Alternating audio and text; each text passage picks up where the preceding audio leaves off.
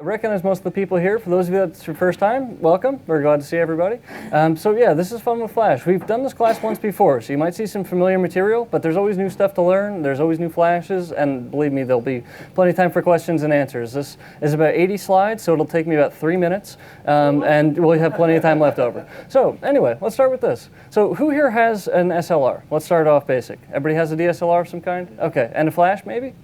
Not the one that pops up, but the one that you take off and, okay, good, just making sure. All right, so there's a bunch of things to know about photography, obviously, and about light in particular. If the mastery of light is a mastery of photography. Now, these are the very basics, and we're gonna dive into these, obviously, in much greater depth. But just to start off with, light is not just light. You know, light is various color ranges, various types of harshness, direction, all that stuff. And how you really work with that really will change the look of your shots. For example, who here has ever had the unfortunate experience using a built-in flash indoors in a reasonably well-lit room, and you take the picture and the person you're photographing comes out looking pretty good and everything behind them is totally orange, right?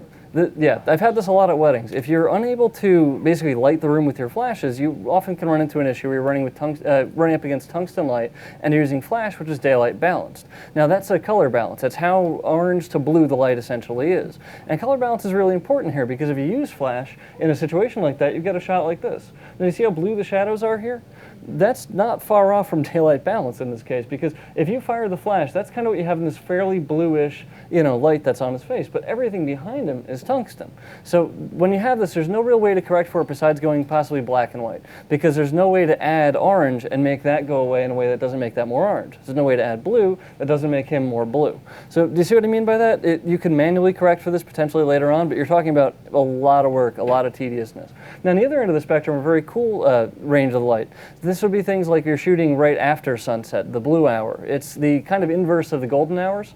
So either the hour after sunrise or hour before set are often referred to as golden hours, when the light looks a lot more like that. When you go an hour, after that happens though, or prior to that happening, I think you get where I'm going with this. The sky goes obviously very blue. Who here has been around through a whole 24-hour cycle? Everybody seen the sun come up and go down? Right, you know what I'm talking about? Okay, then you know what I'm going. So, point being, color of light's vital, and that's one of the bigger components I'm going to teach you how to correct for today with some of the tricks we have. But then there's also the type of light and the direction of light. The direction of light is extremely straightforward. That one, fortunately, I don't think I'm going to have to spend a lot of time on. Any guess where side light comes from? No? Do I need to go into this further? No, you get the idea. Obviously, side light from the side, top light from top, backlight, you get the point. Now, what's a couple of things to know, though, actually. So, if you've ever tried to photograph people outside, I've run into this problem a lot when doing weddings and portrait sessions on bright, sunny days. And those are always the days that brides really hope for, because I think that's going to be it's generally the prettiest, but it's usually the worst for pictures because you have all that contrast to work with. Now, one of the worst things you can do, I find, is what most photo books would tell you to do, which is keep the sun behind you and have it right in their face, which means every single shot you take of them is them looking into the sun. Not going to look very good. If you put the sun to their side, now you've got two exposures to balance, and because the sun is still blinding one of their eyes, which are connected via the brain, they're still squinting. So you haven't really solved the problem, you actually created another one. The best type of lighting I find for most people outside on bright sunny days is backlighting. And so with backlighting there, you get this beautiful glow around the person. It really is a almost ethereal kind of a look to the light. However, you often end up with a very harsh shadow on the person's face, which is a lot of what you're taking the picture for, most likely. That's exactly where pop-up flash or any kind of fill flash comes in and can really save the day. And I'll explain a little bit how to use fill flash and where you'd find it in a bit. Now, hard light versus soft light, this is a sunny day versus a cloudy day, would be an easy way to think of it. Or a completely unmodified flash versus a flash in a soft box or bouncing off an umbrella or a wall or a ceiling. That's it. The harshness of light comes basically due to its size and distance from your subject. So here's an easy way to think of this. If you imagine, so picture the sun, right? It's way far away, but between your fingers it only looks about that big. That's a fairly small light source, even though it's literally a gigantic light source. But because it's so far away, and because it looks about that big, you could almost treat it as if it's a light source that size held at arm's length. Do you see what I mean by that? It's this really cool kind of 2D relationship that light has. So when you have a tiny light source like that, relatively, what ends up happening is if you've got, say, a round object like this here, let's say the sun is my remote and it's hitting it from this side. You would have not very much of a spillover from here to there. You go from light to shadow with very few other angles. When you have a big broad light source that's really big, you've got some feathering that happens. So that's why basically the bigger the light source, or the closer the light source is to your subject, the smoother the light tends to get, the more flattering it often is. If you want to show a lot of texture though, you can do so by either zooming in a flash and pushing it way far away, or having a fairly small light source also fairly far away. A lot of times what I've seen people do is say softboxes, is they take the softbox and they put it in a place that's convenient for them to work around. Unfortunately, that's usually farther away from their subject than it has to be.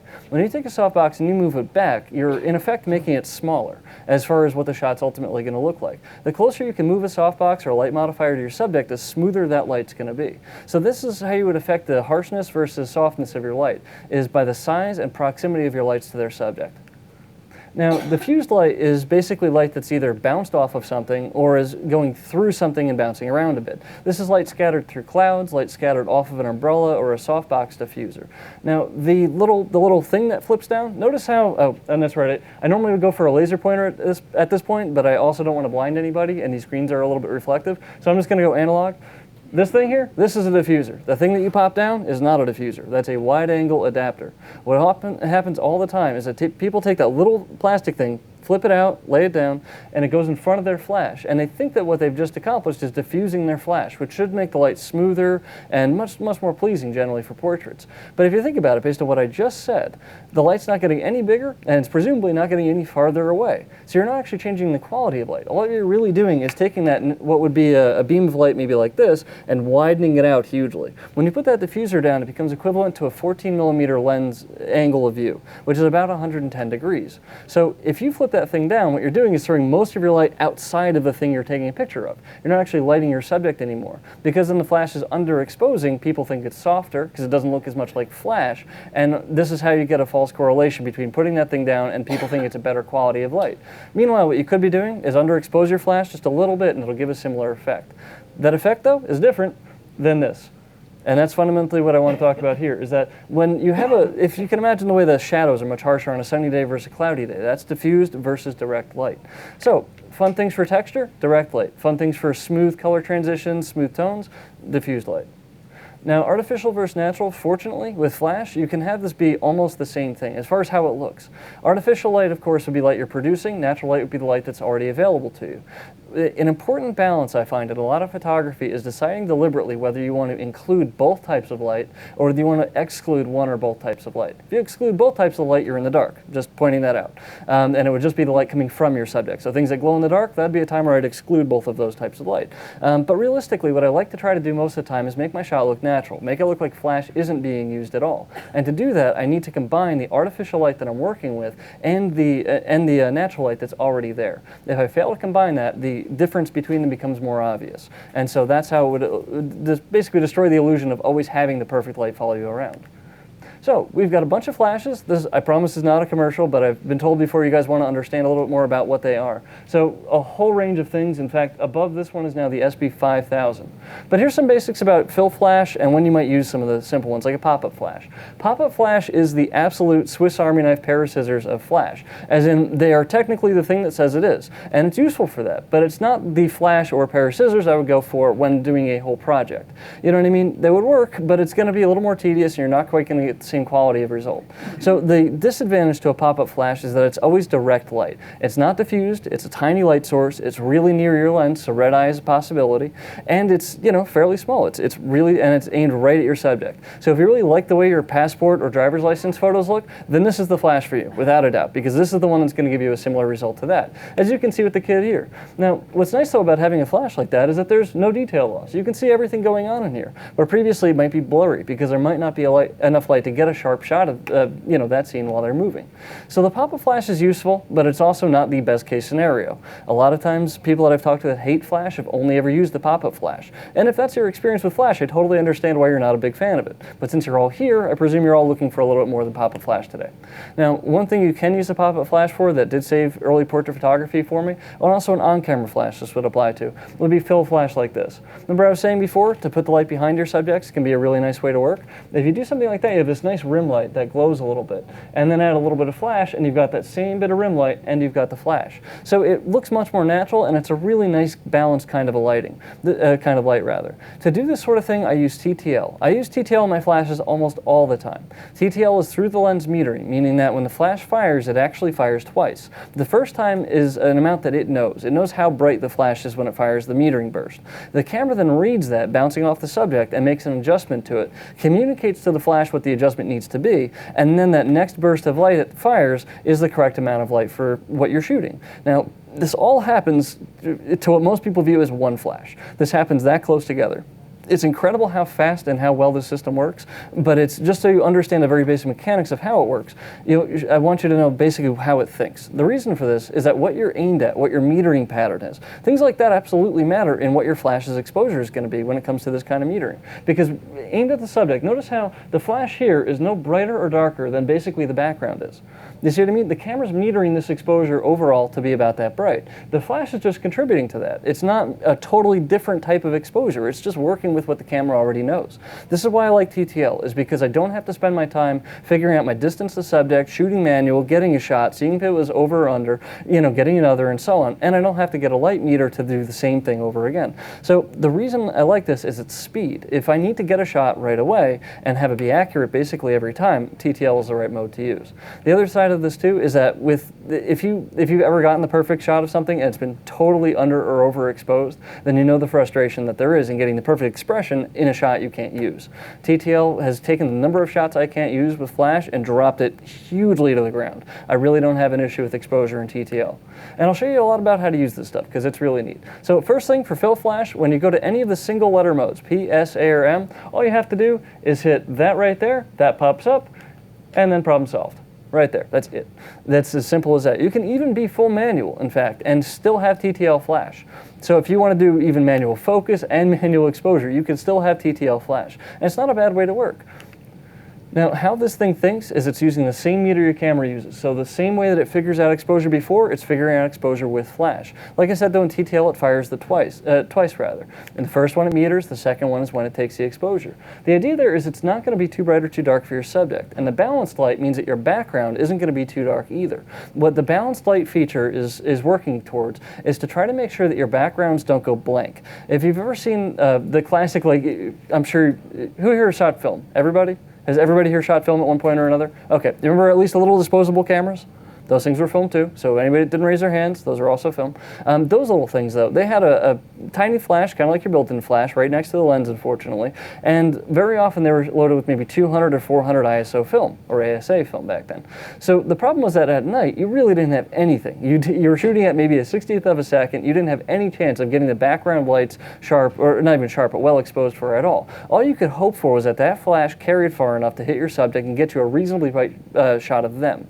These kind of cameras these days, I mean, you can do ISO 25,600 in a D3400. That's our entry-level DSLR, and you can do ISOs like that. So the ability to go higher ISO means that your background exposure can actually show up. You can actually get a background like this during a sunset at a reasonable shutter speed and have the person well exposed too. Combining flash and the camera's internal matrix metering, I find, is a really good combo. Now, changing your flash modes, because there's a lot more than the flash can just do than just light your subject, and there's a lot of different ways it can do that.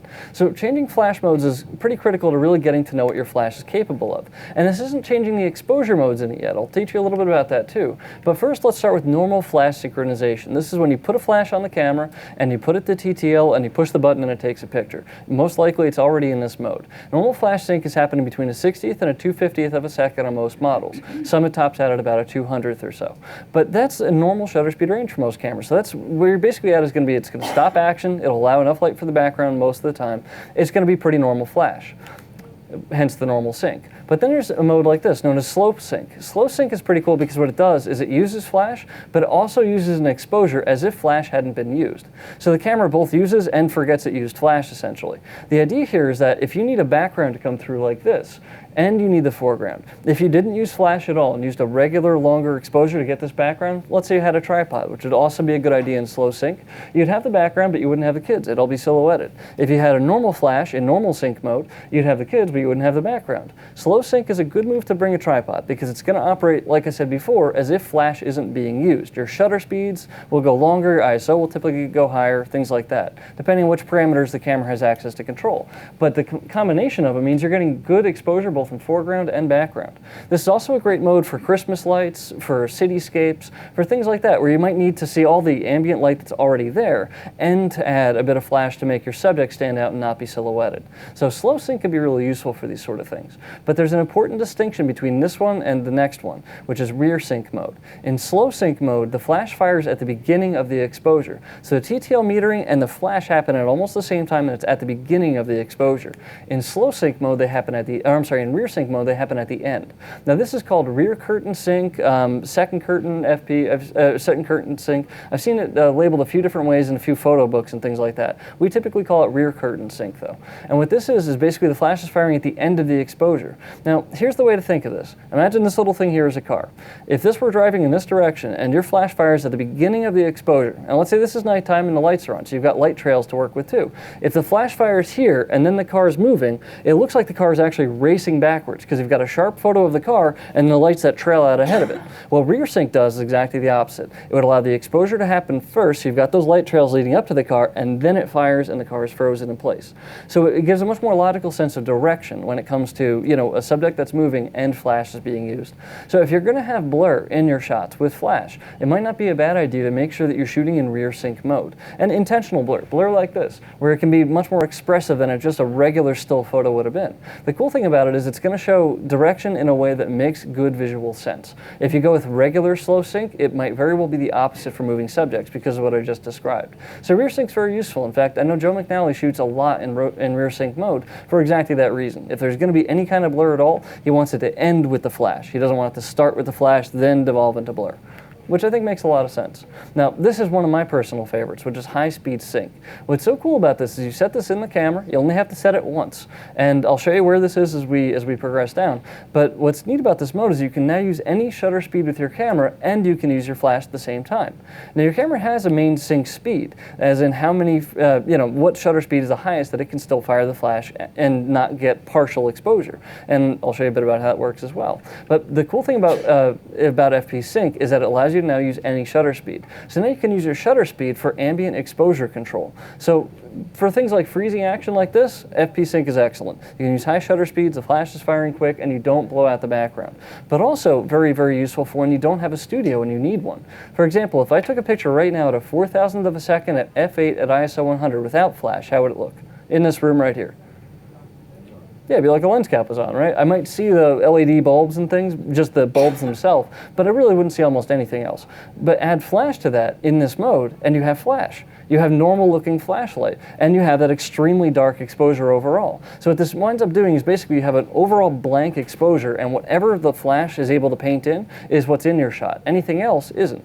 So you're able to control your background, you're able to control your lighting hugely with your shutter speed in this mode. And so for weddings and for almost everything else I've done, it's been one of the most useful things. If you want to make a person really, really, really stand out, and it's outside on a bright sunny day, you could go to a much higher shutter speed than it would normally call for. You would be able to underexpose your ambient exposure if you did so, and then add flash and regular TTL into that in this high-speed sync mode, and you'd have the person perfectly exposed for. The basic thing I'm trying to get to is that you'd have a person that's slightly brighter than their background and everything would look all right, but that would make them stand out just a little bit. The same way you wouldn't put a person underneath a tree on a bright sunny day if you wanted them to stand out. You'd put them right outside of the shade so you'd have a darker background behind them. Similar idea to that. So here's how this works. Here's how you actually set up this high-speed mode. And fortunately, it's very simple. You can get a shot like this really one of two ways that I can think of. One is high-speed sync and high shutter speeds. The other is having a completely light-controlled environment. A studio that if you took a 30-second exposure, it wouldn't look any different than if you took a 1-second exposure. And that to mean being totally blank. And using a high-speed strobe would stop action that way too. Basically, what I'm getting at is you can do this kind of shot two ways. Here's the way that I think is more practical, the way that I think most of you will most likely do this. So if you go down to Menu, Custom Settings, and then Bracketing Flash. Now, anytime you're lost in our menu, just read. I know it can be unnerving, so there's a lot of things in there. All you have to do is just read what it is. It'll generally tell you in regular words what it does. So for example, where you would go to modify your flash settings, obviously, right to flash. Now, within flash, you're going to flash sync speed, and this is almost always the very top option in your custom settings menu under E. Within flash sync speed, what you should do is go to the very top auto FP option if there's more than one. If there's only one, then just select that. But the words you're looking for would be auto FP. And if you have two of them, select the top one. That's what I would highly recommend to be the best setting here. What's neat about that is when you hit OK, and make sure you do hit OK. If you just hit the center button, it doesn't always save it. You got to make sure you actually hit the button that says OK on your camera. But when you do that, now the camera's capable of firing at any shutter speed with your flash. Now, an important note here is that this is with Nikon flashes. I cannot vouch for this feature working in any other flashes out there. I think there are some out there that may support the features, but I don't have any certainty about that. Nikon flashes, though, they do support this feature. So if you do have a Nikon flash, anything in the 100 series especially, you'll be fine. But that's what gets you work like this. I mean, this kind of thing is only done with one or two flashes.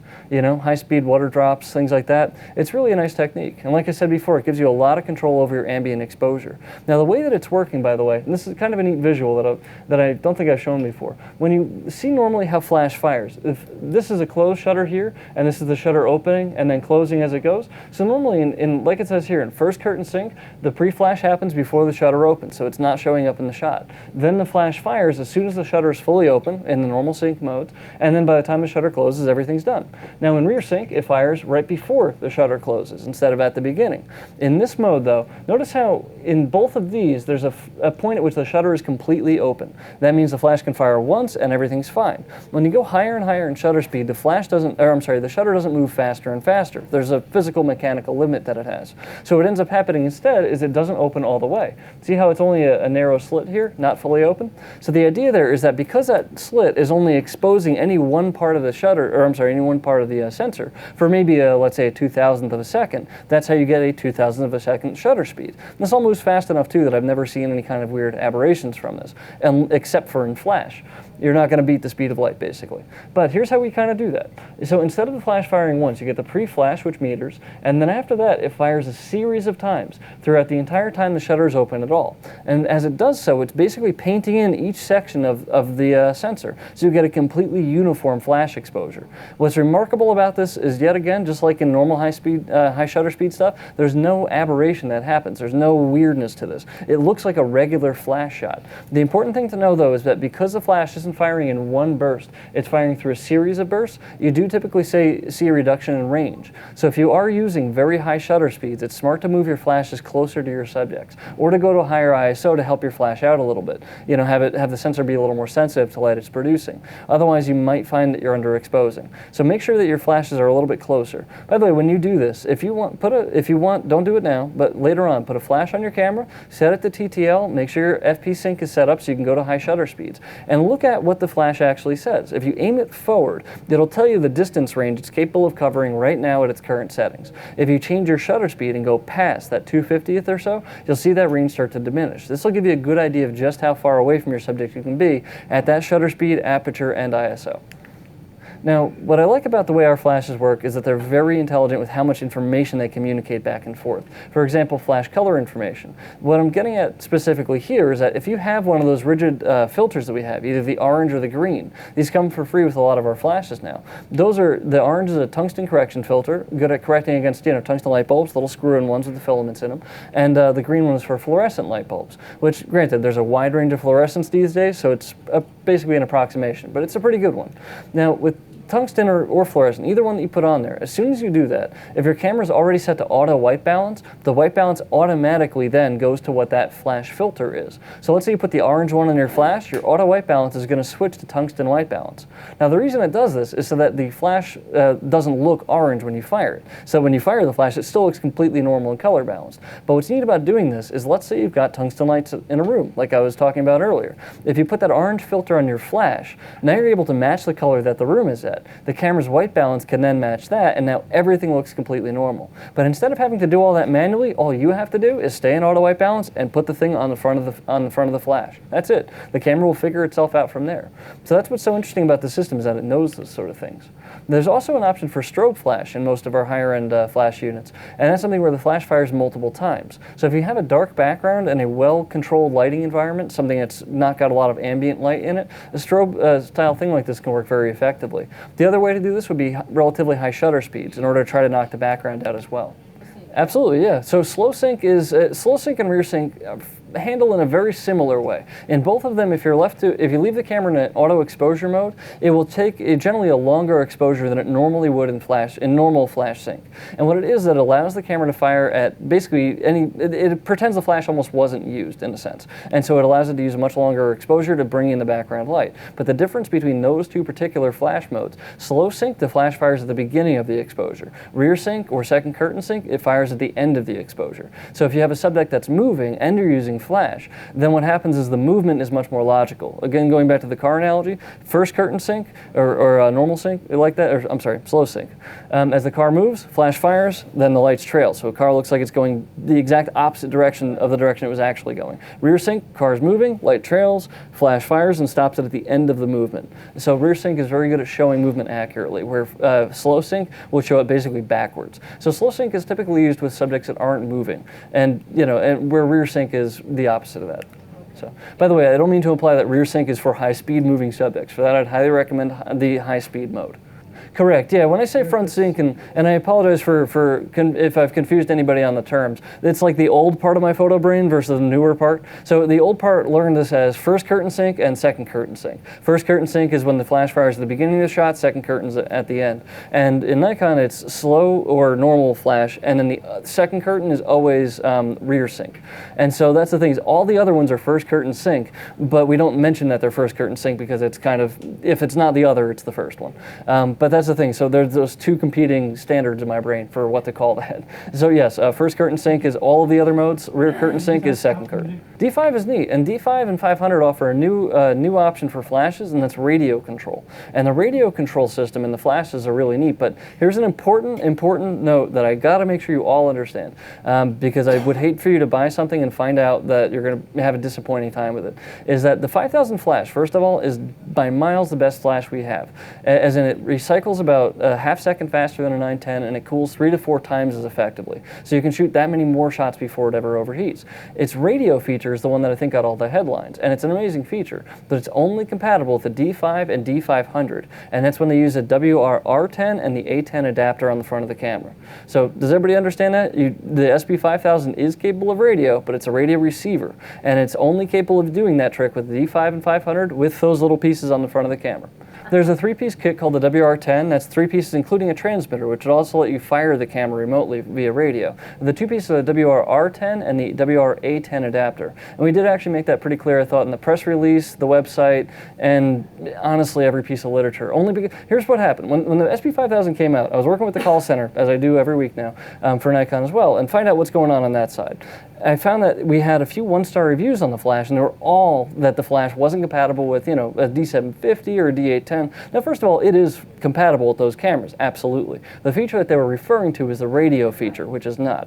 And so that's the thing, is they said, we didn't, basically, Nikon lied, they didn't put this in. And so what we did is we sent them 3 links, and I think it was the press release of the flash, our own website, and then the page for, like how the radio system works on the T5 and 500. And all of them have that they require a WR-R10 and A10 adapter with the newest firmware in order to be compatible with the radio system of the SB5000. So I'm not saying it's impossible to miss that or anything, but I do want to make sure everybody here is completely clear on what's needed for that flash in that condition. But since that's not going to probably be, does everybody here have a D5 and 500? No? Okay, that's what I thought. So yeah, I'm not going to spend a ton of time on that then. All right, so a couple of flashes though to talk about. The SB300, this is your basic, I need a flash that's better than my built-in flash, that's that flash. It does not have any wireless compatibility at all, but it is a very good, small, lightweight flash that can bounce up. It doesn't swivel though, but it does bounce. The 500 is, I'd say, if you're looking for another flash or for your first flash for a small camera, it might not be a bad one to look at. LED lights make it the only flash in our lineup that can actually illuminate a video clip. All the other flashes are just flashes. This one's a flash and a constant light source. The other thing is that this actually swivels and bounces. So if you want it to do vertical, if you want to shoot portrait orientation and still bounce off the ceiling, this flash is not a problem, as will every other flash going forward be in our lineup. But this is not a bad one to consider. It does do wireless in remote, and on some cameras it can also be a wireless commander, as in you have to have it on the camera to be the optical commander of the other flashes. But it is a nice little flash, runs 2 AA's. Now this one, the 700, I'd say is kind of our mid-range. This is one that operates both as a commander flash and a remote flash for any of the cameras we offer. Remote flash when there's a commander flash being used, of course. But it also bounces, swivels, and also zooms. The zoom feature is one of the things that makes this very different than the 500. The 500 flash does not zoom its flash head at all. It's set at, I think, a 24 millimeter angle. With this one, though, it zooms. You've got a broader zoom range, so you're able to use that power more effectively. If you need to zoom in on something at a distance, you don't need to throw most of your flash off the frame. But to narrow that beam down means you're throwing that power farther. So this one, if you do any kind of distance, high-speed flash, anything like that, would be a very good one to consider. The 910 was our, oh, I'm sorry, that's a little bit out of order on my part. Oh, no, it isn't. No, it isn't. This is the thing I wanted to talk about that I forgot to talk about. So this thing right here, a lot of people mistake what this panel is. This is an AF illumination panel. What this basically does, it's for autofocus assist. What it basically does is it projects a grid like this on your subjects. Now, what's so cool about this is that you can be in totally dark conditions photographing something with no contrast at all. So in most cases, let's say you're trying to take a picture of this blank gray wall here. If there's plenty of light on it, you still probably can't get a sharp photo of it because you can't tell when it's in focus because it's a blank gray wall. Now, if you had something written on there, text or the B&H event space there, you could easily get it in focus because you could see when that was sharp or when it isn't. Now, with these sort of lights, what happens when they shine on a subject, you're able to see whether or not those are blurry or sharp. In fact, more accurately, the camera is able to see that and quickly respond with autofocus to make it sharp. So the beauty of this is, unlike the little AF assist beam that you'd have on all the cameras, that little white light that shines to try to help it focus, that white light is not bad when there's just not a lot of light. But if there's not a lot of contrast, it doesn't change the situation at all. It really doesn't help there. This helps in all conditions. What I love about this is if we had no light in this room at all, I could focus on that blank wall as fast as I could focus on something in the middle of the day. That's what I love about that. So when I'm working in a reception hall at a wedding or an event or something like that, and people are dancing and moving around and it's dark, think about this. I'm trying to capture high-speed moving subjects in the dark, accurately focused every single time, because you don't want to have a missed shot with a perfect expression. So that's what I use this for hugely, is to basically shoot as people are moving quickly or in any kind of dark situation. This provides me the kind of AF speed that I need to use if I'm shooting professionally, especially. But the other cool thing is that on a lot of our flashes, you can even turn the flash head off and just use that as an autofocus assist. If you go in there, there's AF plus illumination, and then there's AF only in your flash menus. If you find that option, it means you can turn off the flash head and just use the autofocus assist beam right there. So I really do like that feature. I think it's an important one. Now, the 910 flash was our flagship flash. The reason I have it in here is because I wouldn't be surprised if a few of you shoot this one. It's a very good flash. It really is. It's got more power than a 700, more zoom range than a 700. It fires faster. It's a really good flash all around.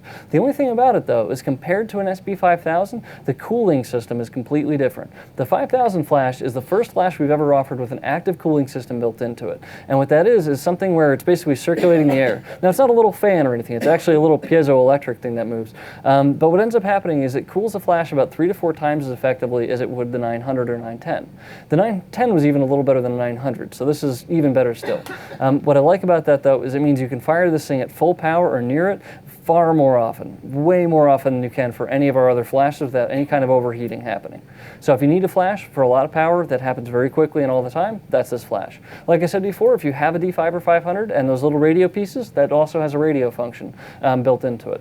The radio system, and I won't spend a ton of time on this if not a lot of you have it, the radio system, just so you know, is not exclusive to the optical system. Let's say that you have this flash and you have 910s and 700s and 500s, and maybe you have a D5 that you've got. If you put a flash on your camera, let's say you put a 910 on there to act as your optical commander, and you put those little radio pieces on the front to act as your radio commander, all of that stuff plays nice together. That's not a problem at all to do. And what I would do is I'd use all of your flashes normally, just the same way you have before, assuming that's exactly the way you want to be using them. If you need to learn stuff, that's, I assume, why you're here.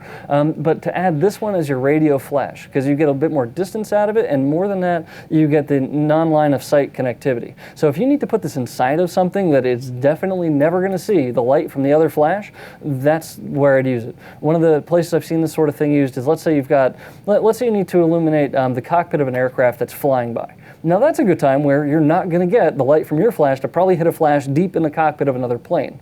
But that's exactly what Joe McNally did with the radio system on the SB5000s, was he was able to use that inside the cockpit of one of the aircraft he was, I think, shooting a key mission promotion on, and just got some really neat illumination on the pilot back there. So radio system is used for things like that. You can use it for whatever you want, but that's how I'd recommend trying it. I found very good success with the optical system overall. I've used it professionally since I was 18, and I mean, I've put it in everything from drum kits to flower vases, behind brides, behind me, all this kind of stuff that the internet says you can't do with it. I've done with it successfully and under pressure, and it works. The important thing to understand about any of our flashes and wireless is what they need to see in order to actually connect, and I'll show you what that is in a little bit. They have AA batteries in them except for the SB300. That one has 2 AAAs. So the 500 has 2 AAs, the rest of them have 4 AAs. If you have an old SB800, that could even have 5 AAs, just, you know. Well, it varies a bit based on what type of batteries you have, and of course your flash settings and things like that. But from what I was seeing, I think it's the average on the 900 series was something like 190, or maybe it was 170 with rechargeables, and it was 190 plus on the 5000. I believe that one I want to verify. I think that's about how many shots they were saying you'd get. Here's realistically how many I've shot though. The most important thing I would say for powering your flash obviously is going to be the batteries, what kind of batteries you're using, but also how well you're taking care of them. So I used to have this little 15-minute charger, and it was a great charger when you need to charge a bunch of batteries in 15 minutes. In fact, it had a fan in it so it didn't blow up essentially. Now, I've also been doing RC planes since I was a kid, so like I've grown up through that world of those type of chemistry batteries in chargers and settings I should never have mixed essentially, like charging a little 150 milliamp hour battery that's a battery that's about this big at 6 amps. That's way too much. That means I would charge that battery in like a minute or two. So that kind of thing will destroy a battery. Now, the 15-minute charger that I had was perfect for when you were absolutely in a pinch and for some reason your batteries that you thought were charged weren't charged. You could plug it into the wall, throw 4 batteries in it, in 15 minutes you had 4 very hot batteries to throw in a flash. I don't recommend working that way if you can avoid it. And eventually I found a good way to avoid it, and that was by buying a much better battery charger. Now, it's not as much a brand thing. It's entirely down to features. As in, what you should do, in my opinion, entirely, is I highly recommend rechargeable batteries, first of all, because I don't like to keep spending money on batteries in order to keep taking pictures. I just, ever since rechargeable batteries for cameras, rechargeable batteries for flashes make plenty of sense to me. But the other thing is that lithium batteries, though they have a lot of capacity, they don't like to give up that capacity nearly as fast as rechargeables and alkalines tend to. And so very often in a flash, they can get very hot. So if you're firing with lithium batteries quickly, you can sometimes get very hot batteries in there, and that doesn't help their capacity or anything about them very much. Alkaline batteries are okay, they're kind of the old standard, but both of the other type perform better. So rechargeables are kind of the perfect mix here. They both give up their power very quickly when they need to, and they're rechargeable, so you're not constantly buying them, and they even last longer sometimes than lithium batteries do, if you get some high capacity ones. But the important thing is that you get a good charger, a charger that charges each battery individually. It doesn't mean, by the way, you're doing one at a time. It means you might have 8 of them there, and each one has its own readout. And that you can also do what's called cycling, which is discharging, so draining to empty, and then recharging the battery in a very slow, controlled way. Now, when you do this, it's kind of like, I have never found a great analogy for this. Let's say a car gas tank. So imagine that you fill your car up with gas all the time, and that gas has some stuff in it, and eventually the stuff is accumulating and making everything worse. This would be like flushing your gas tank out in a way that wouldn't destroy your car. Here's the way to think of this, though. If you charge a battery over and over and over again, a rechargeable battery like you'd put in one of these, they're typically NiCad or nickel metal hydrate, NiMH or NiCd. Both of those types of batteries are very good, but they can do something called memory, as in if you charge them up, let's say you're at 90% and you throw it on the charger, and the battery charger you have doesn't know that that battery's at 90%, so it gives it a full charge again.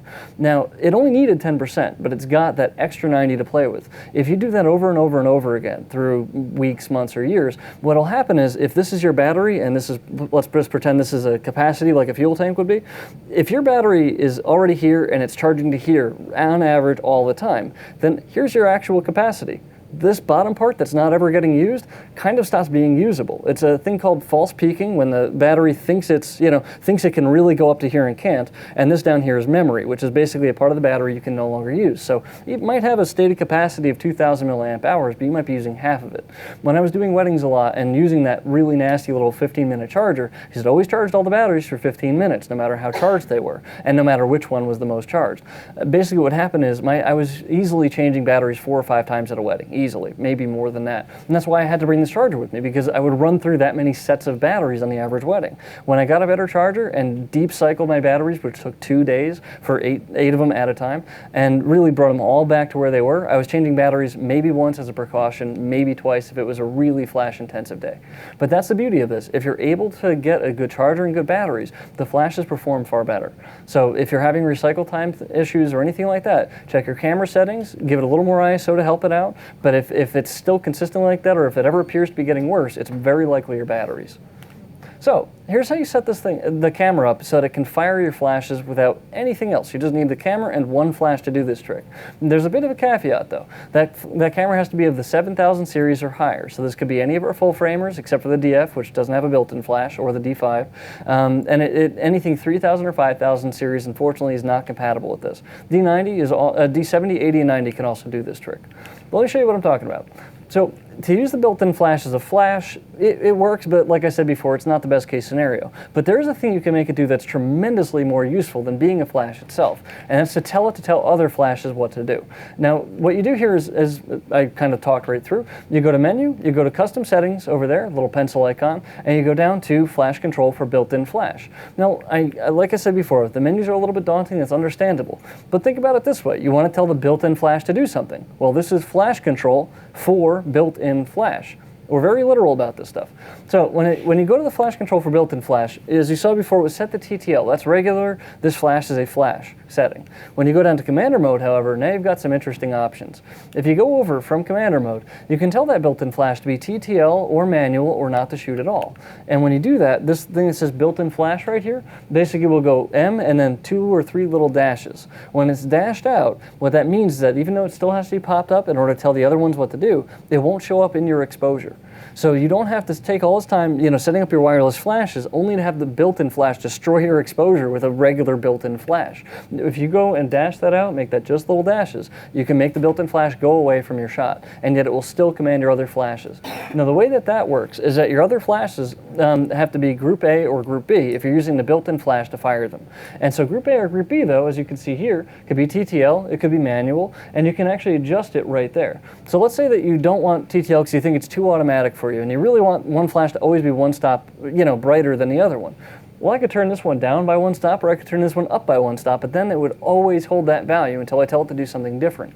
This is why I like TTL. If my subject moves around, my flash balance doesn't change at all. It continues to adjust for every single shot. So what I like to do is basically dash that out personally, just so I don't have built-in flash. I leave both these TTL, and I adjust my exposure compensation back here. Now, things you need to make sure of in order to make sure that fires your remote flash.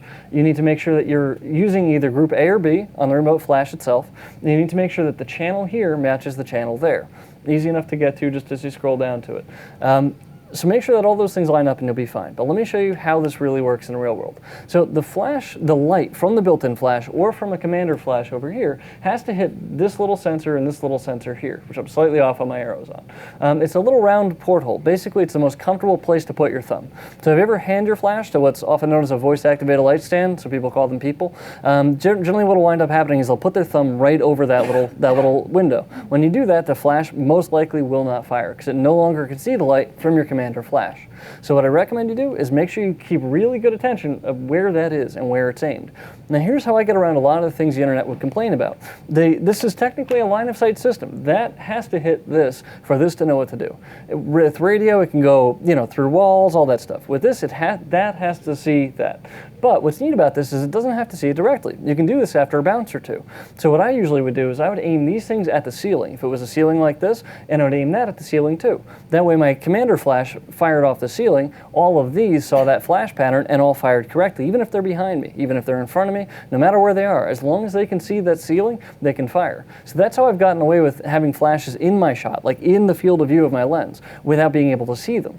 I've had them hidden behind stuff and drums and things like that, but that's how I've done it. So that's what I recommend trying for. Now, if you're outside and you're shooting a good distance in bright sunlight, that's another one that can sometimes affect these things.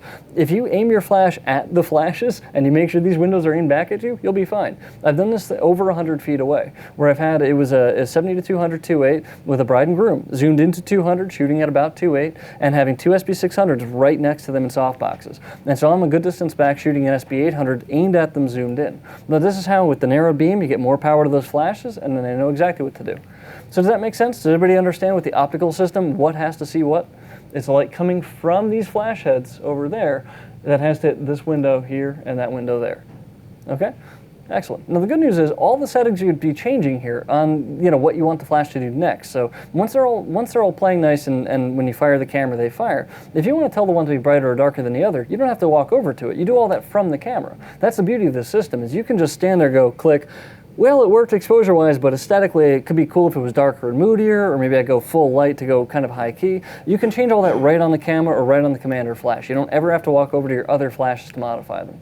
Now the radio system is pretty neat too, because you can do that same kind of trick there, except that you can shoot through walls. You can shoot through walls, around stuff, inside of things. Things where the optical system would have trouble is where I'd recommend using the radio system. Oh, and by the way, like I said before, they do play well together.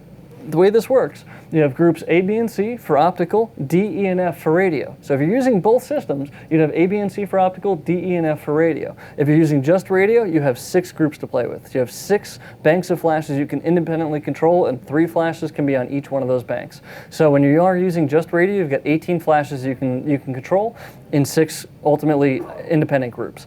If you're using optical, you have 3 groups, but you can add unlimited number of flashes. All they have to do is be able to see the commander flash fired. Now, here's some things that you can do with this, and this is where this kind of gets fun. This is the more practical side. So I have never owned a set of studio lights. I've owned a hot light, a 500-watt hot light that every now and then burns me in some crazy new way or sets something on fire. But like hot lights, they get their name for a reason. Now, those kind of things are fun. They're great for when you're learning, but flash does so much more for you when you really get to know how light works, because it's so short duration. So even with relatively long shutter speeds, you're able to freeze action in ways you couldn't freeze it before without going to extreme ISOs or anything like that. And you don't have to look for the world's longest extension cord. You can bring this stuff with you in your camera bag. So what I normally would do is I'd have my camera bag with 3 flashes on top of it, a couple of camera bodies, a bunch of lenses, and then I'd have a lighting bag in my other hand, which is just my light stands, modifiers, and usually an extra flash, a set of batteries or 2, and a charger. And that way I've got, with 2 handles, everything I need to do every kind of shooting I've ever tried to do. So that's why I like flash so much, is that you can bring the stuff with you and it's all that portable. You don't need assistance or anything like that. But then to get shots like this, that's not a studio flash. That's not, some $2,000 flash head and an $800 modifier. That's a regular flash. I don't know exactly which one that was, but that might have been, I think, a 910 or a 5000. You get the idea. It's a regular speed light flash. And same thing with macro subjects and things like these. So what's fun with this, though, is that you can really do very simple or very complex setups. It's really at your discretion. Very simple setups like this work extremely well. I mean, sometimes the less things there are, the less things there are to think about. So when it comes to a shot like this, if you just went with the window lighting, this side of the face would be about as bright as it is, but that side would disappear in shadow. Now, if you aim the flash at the subject, you can kiss all that nice lighting goodbye, because that would just flatten it out. You go right to driver's license style, and that would not be an interesting shot.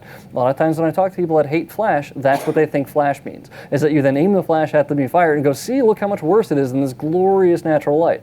Not knocking natural light, it's awesome. That's why I try to mimic it as often as I can, by doing stuff like this. Bouncing off the ceiling means that you've gone from a flash head that's this big to a flash light source that's huge. And that's not that far away from your subject. Now, who here remembers what happens when you have a big light source close to your subject? Anybody? Exactly, it gets softer, it gets much smoother, which is why that light looks more like the nice smooth, light bouncing around outside. Had there been a direct sunny day hitting her, then a flash from the other side direct would have kind of balanced. It would have looked weird though, but it would have made almost as much sense. But in something like this, smoother I think works better. And bouncing your flash almost always makes it smoother, unless there's a mirror right above you, which can happen sometimes at reception halls. But doing things like that I find is one of the fastest ways to improve your flash photography. In fact, the first time I remember bouncing flash, I was blown away, because all of a sudden it didn't look like anything like flash. It looked like the room just got lighter. And I love that about it. You don't have to make it look like the people in the front are the brightest. You can bounce your flash and send it back there. Now, as far as what angle you bounce your flash at, by the way, generally if it's on the camera, I almost always shoot straight up. The only time I ever angle it, anything but straight forward or straight up, is when I have a very specific place I want that light to hit.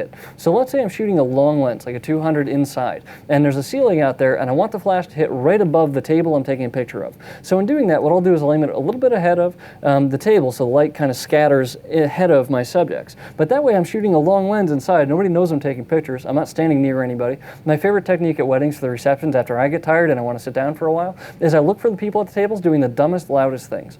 And if you shoot that with a long lens and a fast aperture, they're the only person in focus. And that gets to be a lot of fun because now you have the person doing something, usually drunk, that is exceptionally expressive.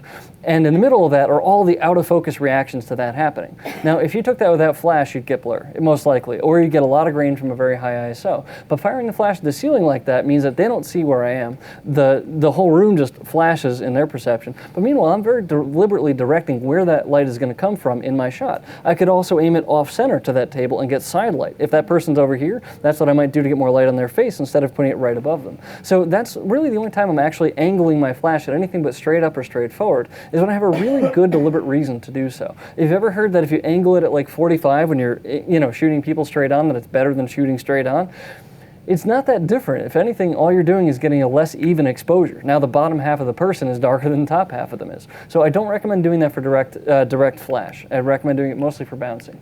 You can also go, of course, much more complicated than what I just showed you. You can add a lot of flash to the scene and really paint it up. Like in this case, what you have back here, some of these lights very likely had blue filters on them. I've never found out the clarification of which ones did and didn't. But there are a couple of ways you could get this same shot. One is that if you do tungsten correction filters on your flashes, those orange ones, and the camera goes to auto white balance and knows you've got a tungsten balance all around, then what will happen is any other ambient light will look blue, like that does.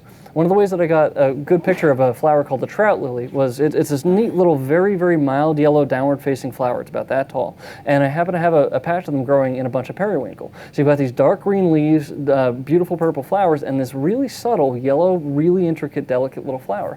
And the best way, I was taking pictures of it in the spring, couldn't get a shot where it stood out better than the background did. So what I started doing is bringing flash in. Now backlighting it a little bit with regular unfiltered flash looked pretty good. It made it brighter than the background, but it didn't really show the color the way that I wanted it to, the contrast between that and the periwinkle leaves. Adding the tungsten correction filter did do that. I had to go in the camera to set it to tungsten correction since the flash with the filter was off camera. It's only when it's on camera it can do the trick automatically. But then I had a little bit of what the camera thought was neutral light hitting that flower. Everything else around it went a little bit more blue by comparison. So that blue world to that normal yellow looking flower really made the yellow stand out a lot more. So to get a shot like this, you can filter your flashes either in the back to blue and shoot the rest of these a little bit warmer and normal, or you can filter all of these orange and let that be your ambient light as blue. But that's the fun thing about this. If you really like one color but you don't have all the flashes in the world to throw at it, filter your flash for the opposing color, set the white balance to the same, and then you've got that color you wanted. So the practical side of actually bringing this out, photographing, say, people with this sort of thing, I'll show you what I've done. Oh, actually, first, this one. This is one of my favorite setups. Paul Van Allen did this years ago, and it's such a simple setup that you can really obsess about for weeks once you do one of these. The task he had at the time, I think, was $35 photo setups. Now, it didn't include, of course, the camera, the lens, the expensive parts, obviously. But what it did include was the subject, the background, and any of the things like that. So what he did was, as you can see here, just a dowel across there, notched it into the presentation board, bag with and I found a thumbtack actually does do about the right size pinhole to do this well. And so you end up with a fairly consistent drip of water. Weirdly enough, it actually slows down over time. I have no idea why that is. But yeah, it would be a fairly consistent drip of water. And what I've done is a black painter's tray, which I got for $1. You know, it's another good way to do it. You want the thing that you're dripping into to be fairly dark, by the way, so it doesn't show up in the shot. But that's how you get shots like this. Now that's one flash. If you think one flash is too much, I would encourage you to start with this, because that right there can really bring a lot of good things to your photography. And one flash, I think, is generally enough that most people can handle using it and not worrying too much about it. But what's neat about this is the flash is just lighting up the background. You can see it kind of through here and through there. It's up top and it's aimed down. So there's just one flash in this shot. Now, the built-in flash of the camera is firing that flash, but as you can see, it's not showing up in the shot. So that's the beauty of this whole thing, is that you can really do both with just one flash. Same thing with a shot like this. Now, why are these blue? Any ideas?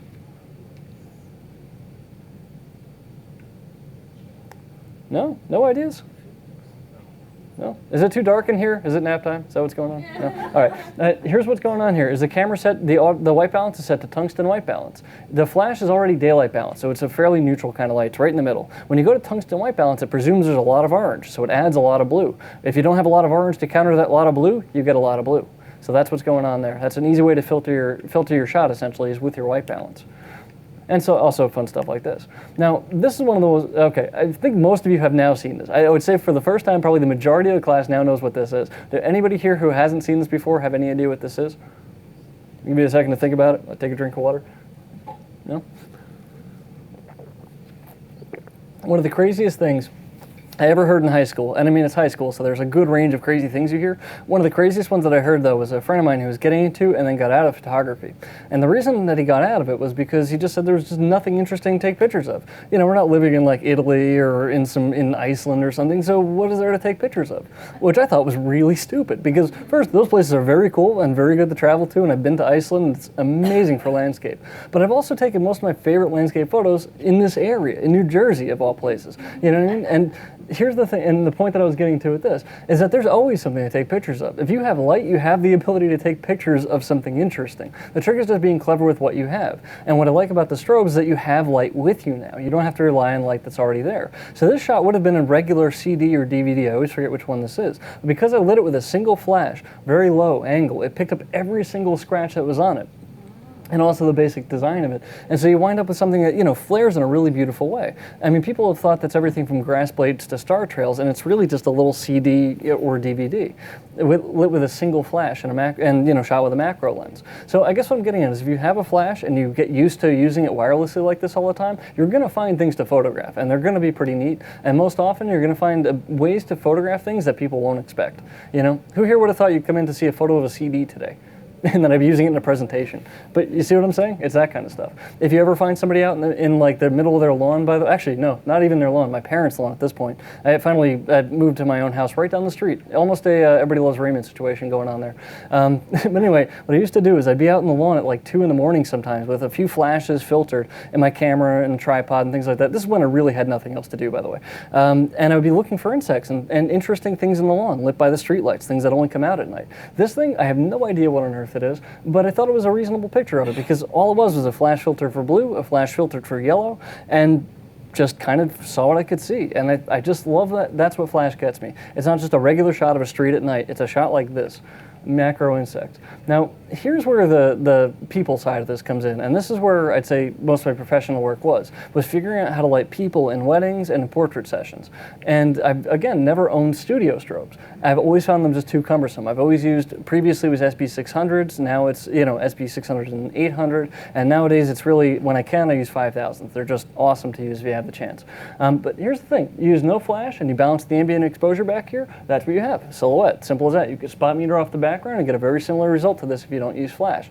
Now if you popped up if you meter off the person instead of the background, you wind up with something closer to this. So now you can see the person, but the background's gone. And if you want both, this is not an acceptable solution.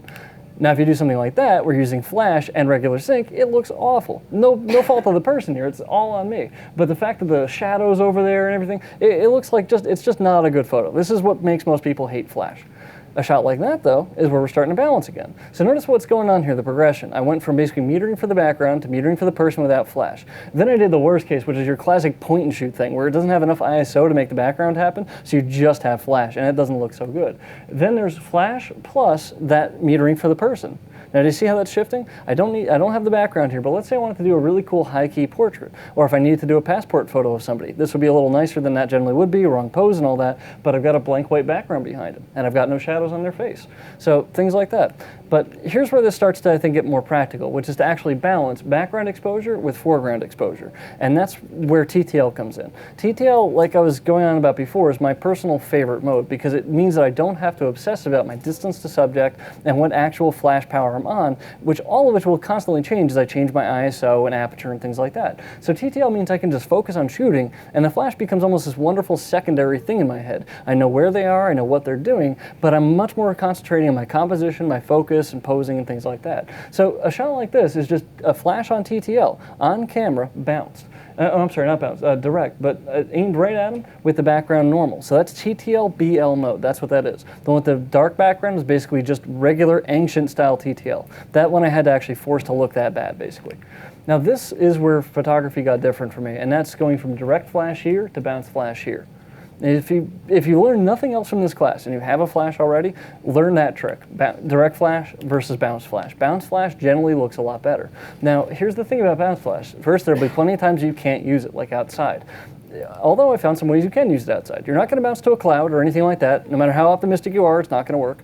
But what you can do is bring a huge reflector with you and hold it above your head. And this is where, like, actually, you don't have to necessarily work out, but training is not a bad idea. When I'm sitting watching TV, sometimes I'll be sitting there with 5 or 10 pound weights like this in a regular shooting position, especially if I know I have a big lens coming up that I can rent or borrow or something. I'll train my arms to be ready to hold that gear in that position for a while. So when it comes to like wedding season, I used to, every now and then just I'd bring weights all the way up and hold them there so that if I need to hold a reflector up here for a while, I can do that and single hand shoot a camera with like a 70 to 200 on it. Now, I'm not saying that to be that guy or anything. I'm just saying there are options. So if you have a light stand or a person or anything else that can make that way easier than it was for when I was doing it. The point being, if you can bounce flash, the light's coming from somewhere other than your camera. And that's a really nice thing. That really does tend to improve it if it's used well.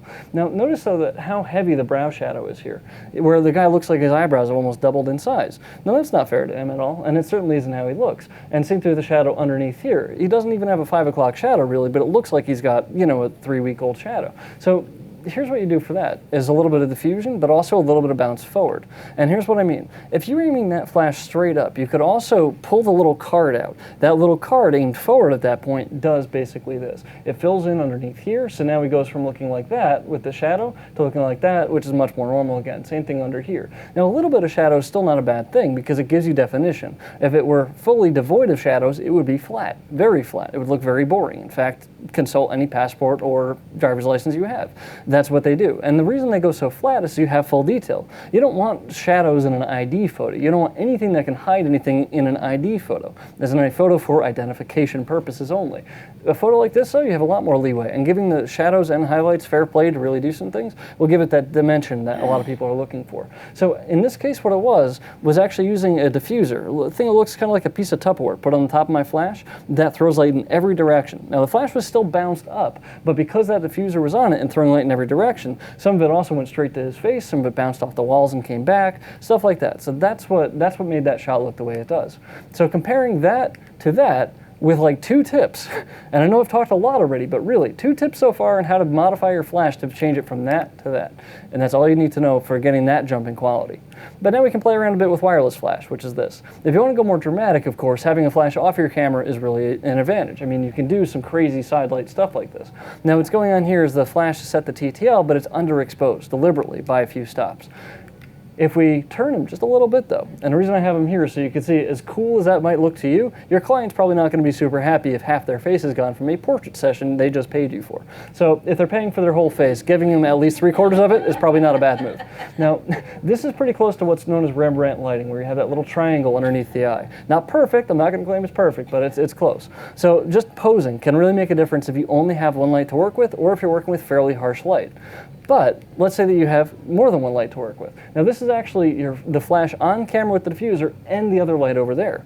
Now what's neat, and let's pretend that I intended to do this from the start, is the window behind is showing exactly what's going on. So the whole time you can actually track, by the way, between a shot where it's been bounced, a shot where it's been bounced and diffused, versus a shot where it's not been bounced at all. See what I mean? So on that, see the softbox that just showed up there? A little 12-inch softbox. By the way, that's really this big, that softbox. I just move it really close to my subjects. I keep it out of frame by about, maybe 6 inches to a foot if I can, but I try to keep it in with very little margin.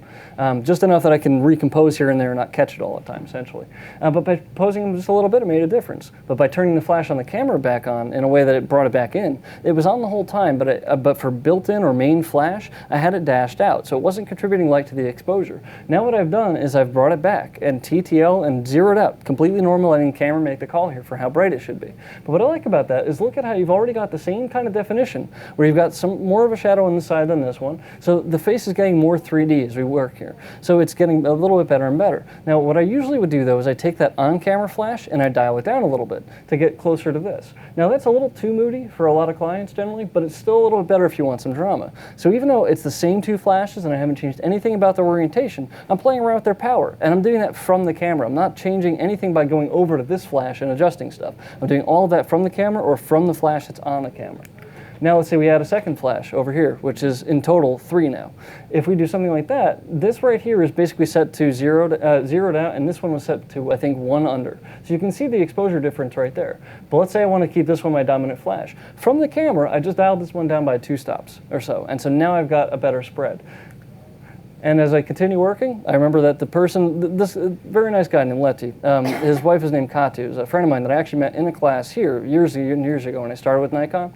And she's a phenomenal hairstylist. So of course, I can't leave the hair out of this whole thing. And the problem is that that makes it look like this guy has gray hair, and he doesn't. This guy's got like jet black hair. And so what happened here is there's a third flash being brought in. So you see how I've gotten the light nice and stabilized kind of on his face, gotten some of the detail and definition I want, and now I want to bring in a third light up top, 4 lights now total, for the hair.